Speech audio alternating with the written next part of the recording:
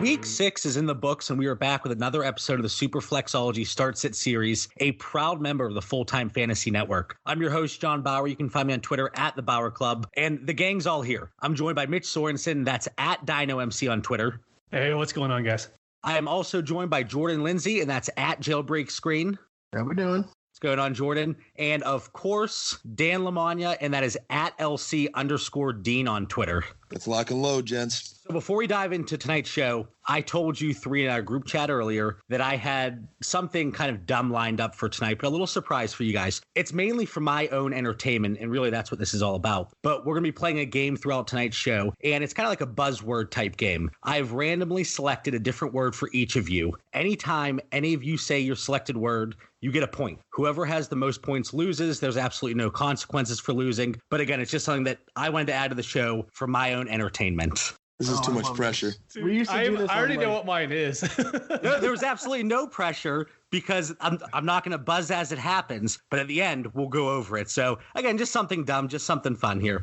But yeah, so let's get into the show. And we're going to talk about the updated standings for the season. Mitch, you let us gain a little ground last week. You got too comfortable. So right now through the season, Mitch, you have 17 points. Dan right behind him with 16. Jordan with 15. And of course, I'm still back there. I have 14 points. Last week, overall, it was a very strong showing from the team for the start-sit portion. Starts, Curtis Samuel, James Conner, Damian Williams. Oh, we don't want to talk too much about him right now. And then sits, we had Todd Gurley. He did not play. And then Jordan Howard, LaShawn McCoy, and Josh Gordon, all fantastic sits based on their performance. As a team, we went 5 for 6, and we're going to do better this week, guys. So let's dive right into it. And Mitch, you requested to go last, I believe, for this one. So Jordan, let's start with you. Who is your start for the week? Who's the guy that you believe is going to outperform their weekly consensus from the Fantasy Pros ranking?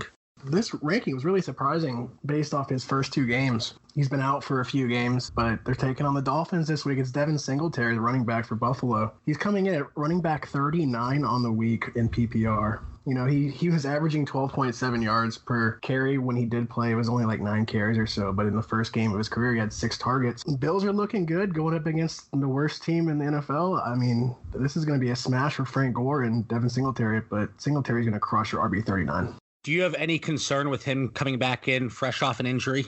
No, he returned to practice at full strength. So, I mean, whenever guys come back full strength, you know, he's been off for 4 weeks or so, also coming off a bye. So I think he's going to be totally fresh and fun. I did see that he was running back 39, and I hate the idea of him splitting carries with Frank Gore. But against the Dolphins, they get up early. He gets a little bit more work. I also like that at beating that running back 39 spot. Dan, over to you. Who do you have? That's a fun one to follow there. Yeah, I think Jordan did a nice little deep dive on Devin Singletary. And as we've said in past weeks, play everybody versus the Dolphins. So kudos to Jordan on that one. I'm going to follow it up and stay with the running backs, Jordan. And I'm going to go with top 10 lock of the week. Somehow ranked 23rd on Fantasy Pros is Marlon Mack. I don't think he should ever be 23. Never mind, one ranker has him 31st. His last game he played on a, not 100% ankle, 29 carries, 132 yards, 3 carries for 16. I think he's well overdue for a touchdown. Coming off a bye week, so you give Frank Reich some extra time to prepare with that great O-line. I'm a home favorite versus an explosive Texans offense, so I think this game is going to be a barn burner. Top 10 lock of the week, Marlon Mack. Dan, let me ask you a question, because I had Marlon Mack in my sights, locked and loaded. He was one guy, and I went back and forth a few times on who I was going to pick for each of these categories. But my concern with Marlon Mack, now I love him season long, and I still like him this week, but my one concern is they fall behind early, and it's a similar situation to what we saw against the Raiders when they fell behind early. They really didn't run the ball a lot. I think he had 11 carries in that game. Do you have any concern that they fall behind early and they get away from that running game? I don't really think they are going to fall behind, and I think this is 100% healthy in practice in Marlon Mack, not one that they're going to be careful with. So I have no reservations. Heinz who? This is Marlon Mack all the way this week. Then I like that pick. Again, I have Marlon Mack loaded on a lot of my rosters, so I'm looking for a nice week here from him as well. Now, Mitch, you said you wanted to be last. Do you want me to go first so you can actually be last, or do you just want to be last out of you three? Well, I might as well just jump in now because Dan already took my guy. I wrote down pretty much exactly what he said. I like him as a top 10 back this week. I don't know why they have him listed as a back end running back 2. I mean, his last game, he got 32 touches. And the only game where he doesn't have over 18 touches was that Raiders one. And, he hurt himself a little bit in that game too. So I think Marlon Mack is awesome this week. Yeah, like I said, my only worry is that maybe they fall behind. That Houston offense has been really explosive. But again, it's somebody that I like season long, and certainly I still like this week. Like I said, guys, I switched this up a few times, and I could not decide. I was bouncing back and forth between a few players. So the guy I picked, and Mitch, you and I were talking about this game a little bit earlier, but I went with Golden Tate. He's listed at wide receiver 27 against Arizona. I know that Patrick Peterson's coming back, but Mitch, you and I talked, you kind of thought that he was going to be geared more towards shutting down Evan Ingram. Yeah, I think when Ingram's playing out wider in the slot, I don't see why they would put Peterson on Golden Tate when they could put him on Ingram. Right. So looking at that, and I hope Evan Ingram isn't completely shut down because, again, I have him in a lot of places. But that's one reason that I did like Golden Tate at wide receiver 27. He had the long touchdown reception against the Patriots, and he was targeted quite often in that game. In a game that I see as a little bit higher scoring, where Arizona, we've talked about that pace of play several times now throughout the year, they're going to have to throw the ball. The Cardinals, they have struggled against slot receivers. So if Evan Ingram's popped out a little bit, and when Golden Tate's lined up in that slot, if Patrick Peterson is not on him, I see this as being a big game for him. Anything else there, guys, before we move on to the sets? Solid pick with Golden Tate. I'm looking at him in DFS, so I think you're on the right track there, Bauer. I just, he seemed to be a reliable target for Daniel Jones, somebody that he could count on. And Daniel Jones being obviously the young quarterback that he is, he wants to have that comfort level with a veteran receiver. And I think that's Golden Tate. Another high scoring game, and Arizona's, they're weak up the middle. It's going to be Ingram Tate all day. Right. And I know there's the concern. Barkley's, it looks like he's coming back. Evan Ingram's coming back. Sterling Shepard, he was involved a little bit at practice this week, but I'd be surprised if he played. So I know these guys are returning, but I still think he's a viable option. So if you're looking for a lower end wide receiver too, like I said, Golden Tate's your guy. So moving on to the sits here. And Mitch, let's start with you. Who's a guy that you see as underperforming in week 7? I'm going to go with Joe Mixon. He's running back 15 at home against the Jags. And so far, he only has one game with over 65 yards rushing. He doesn't have any games with over 35 yards receiving. And he's kind of a top end running back 2 is how they have him ranked. And there are a lot more running back 2, running back 3 types that I would start over Mixon this week. I was going to bring up Julio Jones because I think he's going to get shut down pretty good, but I don't think anyone's going to say him, so I switched off and went with Mixon. You know how I felt about Joe Mixon throughout the offseason and coming into the season. I was really high on Joe Mixon. I can't see a situation how anybody would have him as running back 15 for this week. I don't care who they're playing. In the Jags, who did they just shut down last week? Alvin Kamara. I mean, I know Kamara's injured a little bit, but Kamara's still putting up 20 points a week, and Joe Mixon, I don't think he has a game over 20 points a week yet. Their line is so bad, though. It's so bad. It is really bad. It's not Joe Mixon's fault. No, it's not his fault at all. I mean, he's a great buy low in Dynasty if you can do it. But, the line's terrible. Defense is worse. I mean, Joe Mixon hasn't had a fair draw. But, redraft and DFS, you can't play him right now. Who's been unluckier this season? Josh Rosen in his situation or Joe Mixon in his?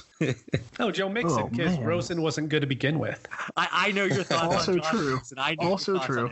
But yeah, Jordan, I completely agree. It's just such a bad situation. And that's the reason, and Mitch, I completely agree. If you told me that Joe Mixon was going to be running back 15 this week, I would think you're crazy. Dan, who do you have as your sit this week? All right, I'm happy you're going to me next here because Mitch and I are just playing the greatest game of ping pong, and I guess we're just trying to pace ourselves from you and Jordan in this week's standings. I'm going to match Mitch and stay on the Joe Mixon conversation. I won't add too much more to it other than home underdog, poor offensive line. I think the Jags bounce back this week. He's ranked 15th, and I'm making this decision too because I'm probably sitting him in another dynasty league. I have this decision actually in a couple leagues with Joe Mixon, and I think to Jordan's point, he's a dynasty buy low. I think they just haven't fixed their O-line problems. They're missing A.J. Green.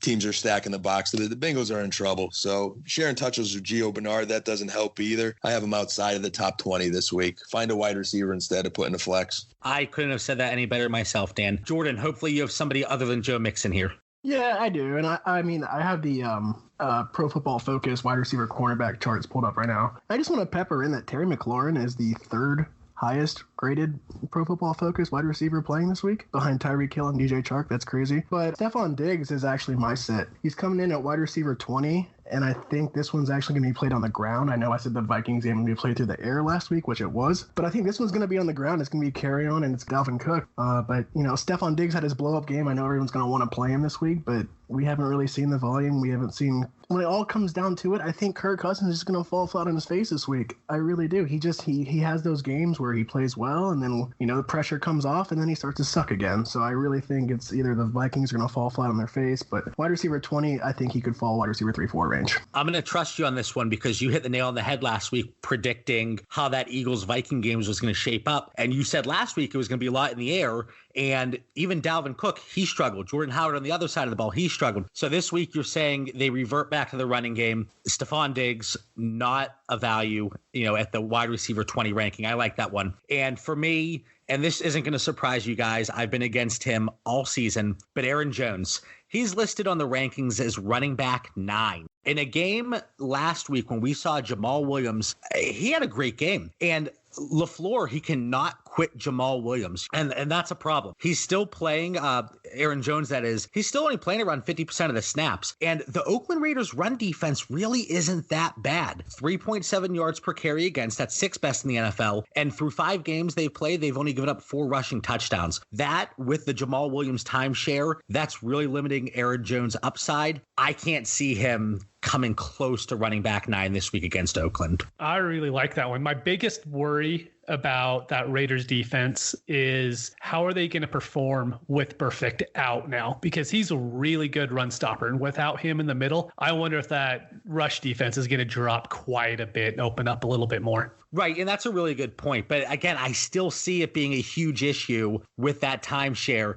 So looking at last week's DFS takes, and Mitch, we're just going to throw you under the bus. You really brought the team down. No, I'm kidding, of course. But overall, as a team, we were 4 for 10. The big misses, we said to fade Nick Chubb, and I said to play Mohamed Sanu.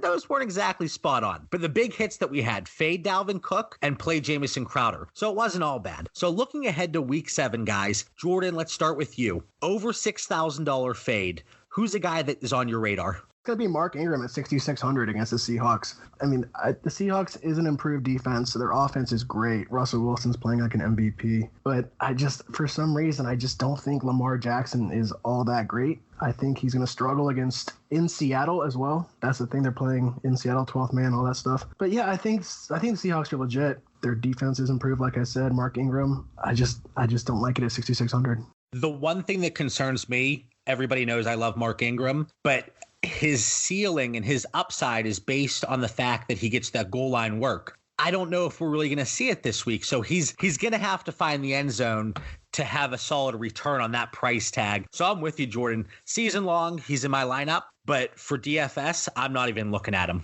Yeah, I mean, I'm not sending him in redraft anywhere, but at 6,600, I don't love it. Mitch, who do you have? Who's your fade that's over $6,000? So real quick in my defense on last week, I missed that DJ Moore take by 1 yard. A single yard, and he 3x'd his price. But, I digress. Wait, I told you guys this in the chat. He was 2.94 times his price tag. He was literally 0.01 away from rounding you up to 3. But hey, we don't ballpark it here. We are very precise. Yes, we are, as long as you win. So I was going to go with Keenan Allen. I'm actually going to pick on this game a little bit throughout these takes. Keenan Allen, so in week 3, he got 17 targets. In the last 3 weeks, he has combined for 17 total targets, and they've hardly dropped his price. He's still 6.7K, and there's tons of wide receivers around him that I would rather play. And with that offense now, when you have Gordon healthy, you have Hunter Henry healthy, you have Mike Williams, you have Eckler, he just doesn't have that 12 target floor that he had 3 weeks ago. I don't see any reason to play him this week. He was actually the guy that I had listed here. 5.3, 5.8, and 9.8 DraftKings points over the last 3 weeks. And this Titans defense, they're no slouches. Keenan Allen, he's looking for that get-right game. I don't think this is it. So, Mitch, I think that's a spot-on take. At 6,700, Keenan Allen, he's definitely a fade for me. Dan, Who do you have here? I'm going to go a little higher up the scale. I'm a little nervous about Jordan's Mark Ingram take. I could definitely see it, but I just want to say that Seattle defense has been not so hot this year, and I think Baltimore is going to score points in that game, so that's going to be a real interesting one to watch. But I'm going to go higher up the scale, stay with the running backs, and say Alvin Kamara. Don't touch him. Don't go near him at 7,500. I know he's got a lot of people that love him. He's a popular pick, but he only had 13.6 versus the Jags this week. He's questionable again this week with a high ankle sprain. The team starts Zach Zenner. They're playing at the Bears. There is absolutely not anything I like about Alvin Kamara this week. Don't touch him. I completely agree with that as well. And I hate that I'm agreeing with you guys because then, you get the points. It doesn't help me out. But I think that's a spot on take. Again, building my lineups, it's early in the week, but that's somebody that I was not even looking at. So those are our fades. Dan, we're going to go right back to you. Under $6,000, who is your lock of the week here? Absolutely loving this one. This ranks right up there with Marlon Mack for our start of the week. Under 6K play is wide receiver T.Y. Hilton. Same game. At 5,900, you are getting a number one receiver who is healthy, who is at home. I think this game is going to go over the Vegas total of 47. He is not a $5,900 wide receiver, guys, when he's healthy and at home. T.Y. Hilton's history of playing football at home. I'm predicting like 9 catches, 150 yards, 2 touchdowns, smashing tight T.Y. Hilton this week. Mark it down, Bauer. I love that projection. I was going to say he's easily a top 5 receiver this week. In that type of game script, you look at his past stats against the Texans, their secondary is nothing. T.Y. Hilton could easily be wide receiver 1 this week. And I am going to echo exactly what you guys said. T.Y. Hilton, he is a great play here at $5,900 this week. I'm going to jump in here real quick with my take. I know I usually go last. I had this down to 2 guys, but at $5,000 at the price of running back 23, my guy is Josh Jacobs against the Green Bay Packers. I know Kerryon Johnson didn't have the huge game that we thought he would last week, but for some reason they went away from the run. And Mitch, maybe you can dive into that a little bit more here in a minute, why that happened. If Devontae Adams is out for the Packers and MVS didn't practice, Geronimo Allison didn't practice, that offense could struggle. And as a result, the game script for the Raiders is going to be a little bit more positive, or worst case scenario, neutral game script. So the Green Bay defense, they have not been strong against the run. They looked a little bit better against Detroit, but again, Detroit kind of stopped giving Kerryon Johnson the ball. If you have a chance to give J.D. McKissick the ball, I guess you have to do it. But I expect a heavy dose of Josh Jacobs in this game, and he's going to give you a solid return at $5,000.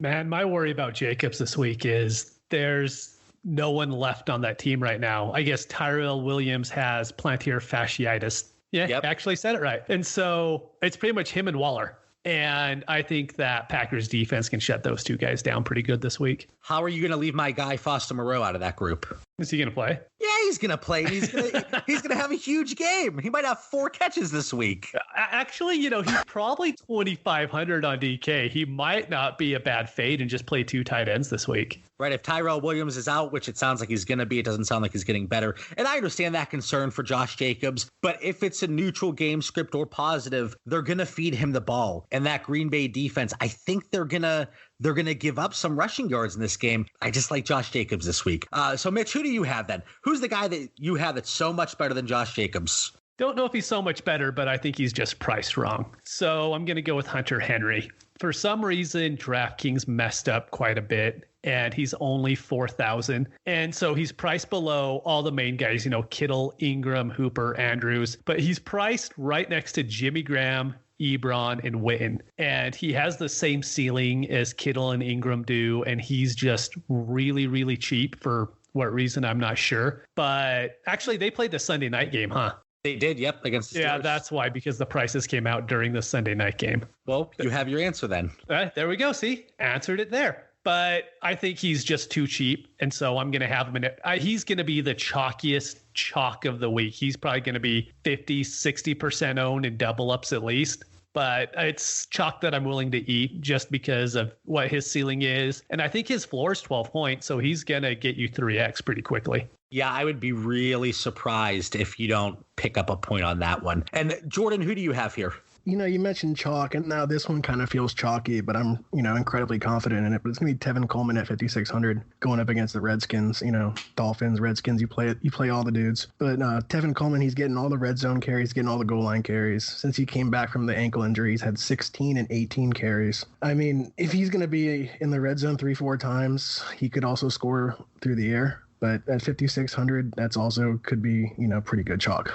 It doesn't seem like they want to give Breida the work in the red zone, and it's going to Tevin Coleman. So I think that's a nice opportunity there for him to have red zone upside and, find the end zone at least once to return on that price tag. Now, guys, we're getting into the under $4,000 plays here, and Mitch and I were talking. It was rubbish. Like, I'm looking through it, and it was bad. So I'm going to go last here. Hopefully one of you guys take my pick, and I can just piggyback off of it. Mitch, who do you have under $4,000? Yeah, dude, there wasn't anyone I liked. So I just looked for whose situation changed a little bit, and that's A.J. Brown. Yes, Tannehill coming in, so he actually has a quarterback that's not afraid to throw the ball, which I think is always a good thing. I don't know if he's going to get more than 5 targets, but he's only 3,800, so I think that's kind of all that you could ask for. Maybe Tannehill actually locks onto him and he gets up to 7 targets. But like you said, John, these under 4K plays are pretty weak at, Wednesday night this week. Maybe some other guys will open up with some injuries, but right now, A.J. Brown was about the only one that I felt confident in.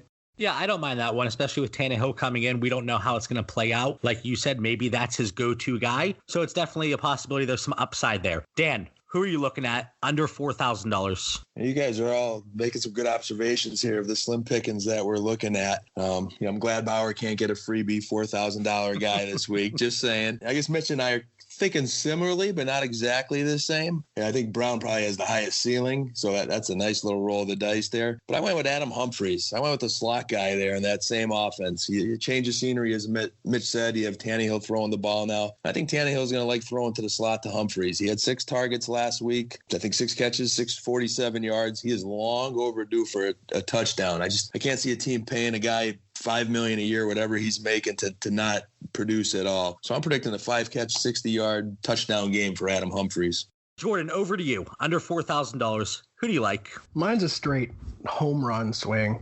At 3,900, it's Taylor Gabriel. He's fully cleared from his concussion. But the thing I'm looking at here, he's matched up against Eli Apple most likely. Eli Apple's good to get burned at least once. So, I mean, that's Taylor Gabriel's MO. He's more or less a one-trick pony, but I think he could burn Eli Apple at least once. But at 3,900, I think that's it. But if Gurley doesn't play, Darrell Henderson's at 3,500, so that too.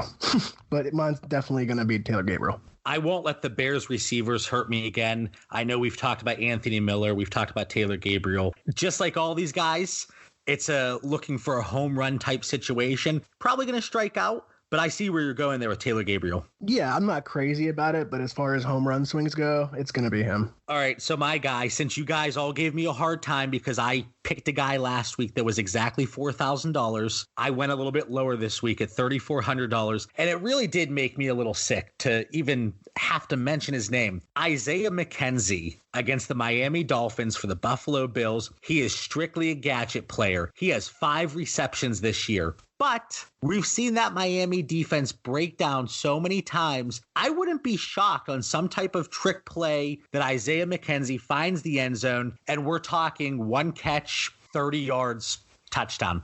Absolute dart throw. And it's not even, you guys, I think you had some solid picks there with the home run hitters, but this is just somebody I wanted to throw out. I highly doubt I get a point here, but I have to go with Isaiah McKenzie against the Miami Dolphins. They're going to use him on like the jet sweeps and stuff last year. I remember watching him last year when he was playing at the end of the season. Keep in mind, Robert Foster is probably going to be active with the trade of Zay Jones as well. But I do like that. And as far as like short passes and the jet sweeps go, absolute gadget plays against the Dolphins, you could very easily return on that very well. Exactly. We just saw one of those plays against the Titans 2 weeks ago before the Bills bye. And I think it was counted as a reception, but I think it was a 40-yard reception. And he does have 1 touchdown this year, so we'll see if it pays off. Now, before we get into closing thoughts, I'm going to let you guys know what this buzzword contest was. And Jordan, I'm sorry you lost. I'm not surprised. Jordan, your word was legit. Mitch, do you know what your word was? Smash. It was smash. And Dan, because you've said it every show up until now, I gave you the word conviction. I think I had conviction in like my notes today, and it didn't come to the show. So close one. Well, that's all right. So, Jordan, there's going to be a huge punishment. No, of course, I'm just kidding. But yeah, just something stupid. Just, again, for my entertainment. I was sitting here earlier tonight, and I was like, I feel like we say the same words, and I do the same thing, too. As the show went on tonight, I even tried to not say the word smash because, Mitch, I throw that out there as well. But just something dumb that I wanted to throw out there, and we'll try to think of something different for next week. Closing thoughts for the listeners going into week 7. Mitch, what do you have here? I'm just going to go with a little bit of precursor of something we're going to talk on the weekly show here when the next one comes out. Is if you're looking to rebuild right now, rebuild doesn't mean explode your team and sell everything. So this is purely, from the dynasty perspective, not really DFS or redraft. You don't have to blow up your team and make it a 4-year rebuild instead of a 1-year rebuild. I like that because when you think of the word rebuild and Jordan, you're not in any leagues with us, but Dan, you are. People take on these rebuilds and they do think I have to blow this up completely. There's different levels of a rebuild. And there might be a situation where you take over an orphan team and you really do have to blow it up because there's absolutely nothing there. But oftentimes you can probably move 1 or 2 valuable assets and you can start to push your team in the right direction. So Mitch, I really like that one. And when we do our next weekly Superflexology fantasy show, that will be a topic that we cover there. Dan, closing thoughts here heading into week 7. Is there a time limit on these closing thoughts? Because I got a lot of them, John. You guys are getting me warmed up here, man. I'm getting in DFS mode. We're ready to go. Is it Sunday? No, closing thoughts. First one is I'm getting hot, guys. Come on, you got to mention the back-to-back Jack Superflexology 4-man winner, okay? Come on, 2 weeks in a row, guys. What's going on over there? I apologize, and I know you've been very eager to bring that up. Yes, so every week we've been doing a 4-person contest between Jordan, Dan, Mitch, and myself, and Dan got a little lucky. Actually, I can't even tell you who you picked, but yes, Dan won back-to-back. But I can tell you right now, a 3-peat is not in the cards. Oh, the prediction's been made. We'll see what happens. That's not a prediction. That's a guarantee, Dan. Woo, you heard that, guys. We'll see. We'll see. So, hey, actual closing thoughts for our listeners. I've got 2 quick ones. And I think I don't even call it a dart throw with that Isaiah McKenzie. I think that was a Hail Mary. But you triggered a little thought here. And Duke Williams. If there's a sleeper on that Buffalo Bills this week, I think it's Duke Williams. I think he was like the leading receiver in the CFL a year ago. And I think that trade of Zay Jones opens it up for Duke Williams, who's been really producing for the Bills. If anyone plays that NFFC online championship fantasy football, he is listed as a running back in their format. So he's a nice deep waiver wire in different formats. And outside of that, my initial closing thought was just manage your bye weeks 2 weeks early. If you're looking at your bye weeks, look 2 weeks ahead.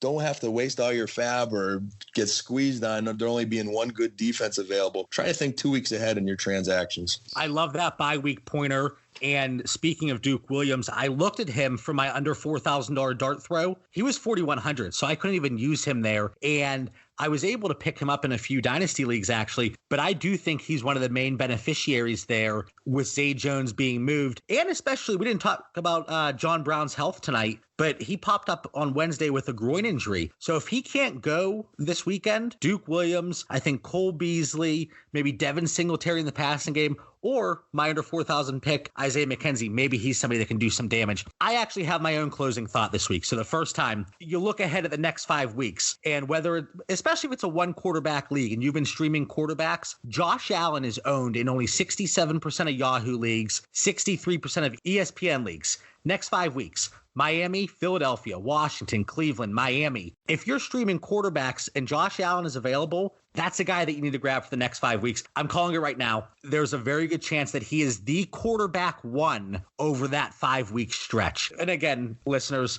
I'm sure you're not surprised by me touting Josh Allen as I did throughout the whole offseason and throughout the regular season here. As always, thank you for joining us for the Superflexology Start Sit series. Follow the show on Twitter at Superflexology. Best of luck in week 7 and have a great night.